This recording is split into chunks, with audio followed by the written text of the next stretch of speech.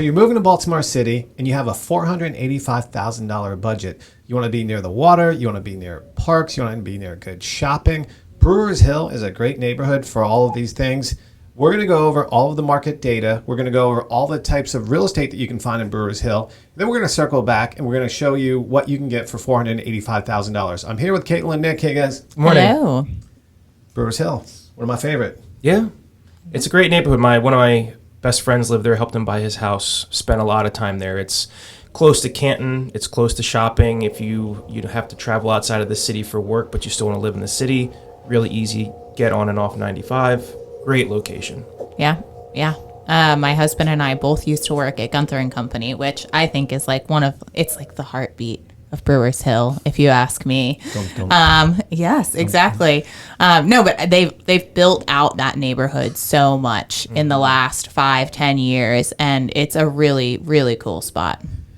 Yeah, you have Kenton Crossing, which is technically in Brewers Hill, or closer to Brewers Hill than Kenton. All the great shopping, Nordstrom Rack, Target, restaurants, you name it.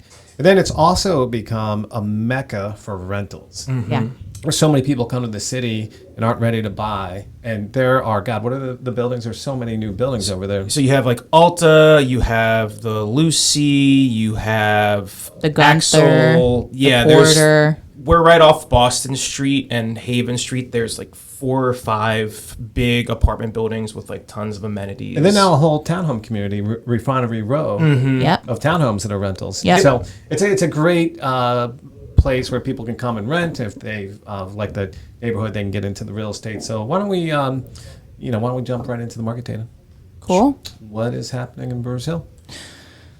Nick, you want to jump in? So, I mean, if, the common theme everywhere is, compared to last year to this year, listings are down. For Brewers Hill specifically, you're looking at 62% down for new listings. In the month of May. In the month of May. Compared to last year. Yes, compared to last year. Right. Correct. It's substantial. And then new pendings are down 55% and closed sales are down like 35%. So we sound like we're Groundhog Day, right? Like we're saying, because it's happening to all the neighborhoods, and we talk about why. It's because a lot of people are just happy with their low interest rate and aren't ready to make the move unless they really have to. Sure. Really. And to, when we look at this data, when we look and see here, it says, okay, closed sales down 35%, but it was 7 compared to 11. So put it into context. If you actually look at the map, Brewers Hill is realistically a smaller neighborhood in terms of housing inventory, as opposed to a place like Canton where it's much larger. So it is down, but when you see from 11 to 7, or new listings are down from 8 to 3, I mean, it's, It's down. It's down. down. Way It's down, but it's not. There's not a whole ton of housing option. But what it does the same thing whether you're in a larger neighborhood or a smaller neighborhood is if you're trying to get into that neighborhood, it's competitive. It's competitive. Yeah, true. Yeah. So what's happening with the price? The price is still maintaining. It went up 14% in May of this year from May of last year. So Yeah. in a year where everybody was saying that prices are going to come down. Yep. But nobody predicted the inventory shortage, Yep. propping the pricing up. So average days on market's at 20. The 5-year average is 23. So it's not. It's a longer than 20 days is not a short period. But it is still competitive, and the pricing is still propped up. And what about original list price to average sales price? It's 99.5%. Right. So it's, what list price is basically about what you're going to get. The 5-year average is 101%. So it's just trending slightly lower than what it usually is. I mean, we've been in a very strong real estate market, and this was really, and I can't remember when they were predicting and teaching us to talk about a market shift and prices dropping and all that, and it never happened. Yeah. Our industry made this big effort to educate the realtor, population. But all right, let's get into the types of real estate. I mean, we already talked about there's tons of rental opportunities in Brewers Hill. If that's where you're starting, a small row house, 800 to 1,200 square foot row house might be 2 bed, 1 bath. There might be a second bathroom. maybe a parking pad, probably an unfinished basement. What's that cost? That's like the entry level into the neighborhood there. Yeah. If you're looking at, this is also a home that has not yet been renovated. You can get that for, between $200,000 and $300,000. If you're looking at more updated finishes, somewhere between, 275 and 350 if we're still in that like 800 to 1,000 square feet, like small house. Right. Now, once you get into the more updated, newer renovation, and like a 1,200 square foot to 2,000 square foot, good size house, 3-bed, 2 full bath, maybe 3 full baths, finished basements, CHAP tax credits, which is a very popular tax credit that the renovators are using to essentially freeze the taxes for 10 years at the pre-renovation tax rate.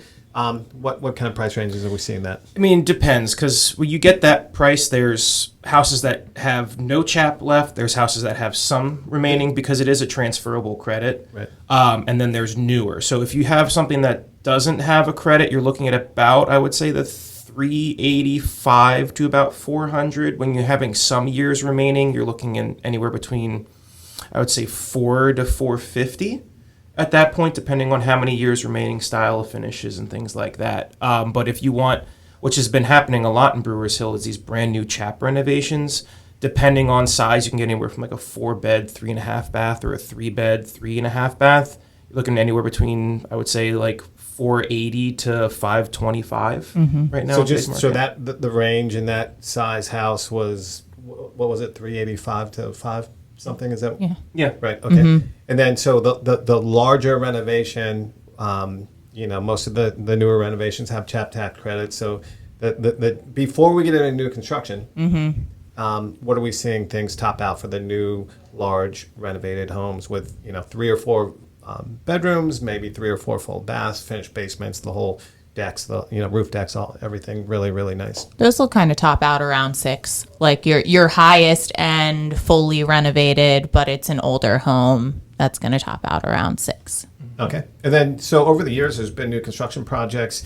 I remember Merchant Hill was one of the first new construction projects in Brewers Hill, just across the border with Canton. They were selling in the 6, 7, 800s at a time where Brewers Hill was priced substantially less than Canton. And that was like one of the first projects that brought new construction and higher price points over into Brewers Hill. Yeah. So what are we seeing? There's a few other new construction projects that have been selling over the last couple of years, and some of these units are reselling. So they're not brand new, but they're newer builds, garage townhomes. What price ranges do we see? So the newer is Brewers Crossing. Those were right around pre-pandemic up through 2021, and those right now are selling at the low to mid 700s, maybe even a little bit more, because a lot of times people could customize those when they got in early enough and add additional finishes.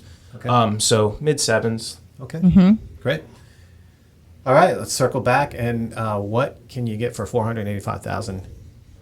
For $485,000, you can find a nicely renovated 15 to 2,000 square foot home where you might have a nice covered front porch. You might end up finding a parking pad.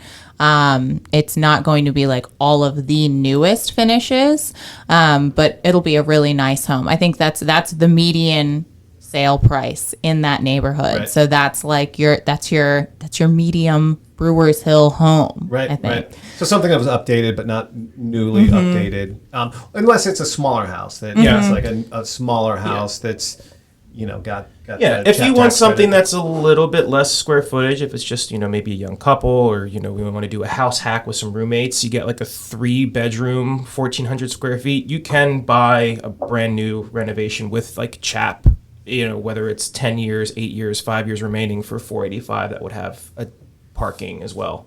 So you do have, at $485, you have some options depending on realistically like what you want. All right. So Caitlin, Nick, and myself are real estate agents. In this post, in the description, you're going to see a link to Brewers Hill data. We'll give you the last 3 years, and you can keep coming back to it. It's going to update dynamically every month. If you have any questions about Brewers Hill or any of the surrounding neighborhoods, please reach out. Also, in the description, we're going to have links to our seller resource center and our buyer resource center. Our office is in Fells Point. We are in and out of Brewers Hill pretty regularly. We'd love to help you out if you're looking. in Brewers Hill, Canton, any of these surrounding neighborhoods around the Baltimore Beltway in the city. Thank you. Please like this video and subscribe if you want to keep seeing our content, and we'll see you next episode. Take care.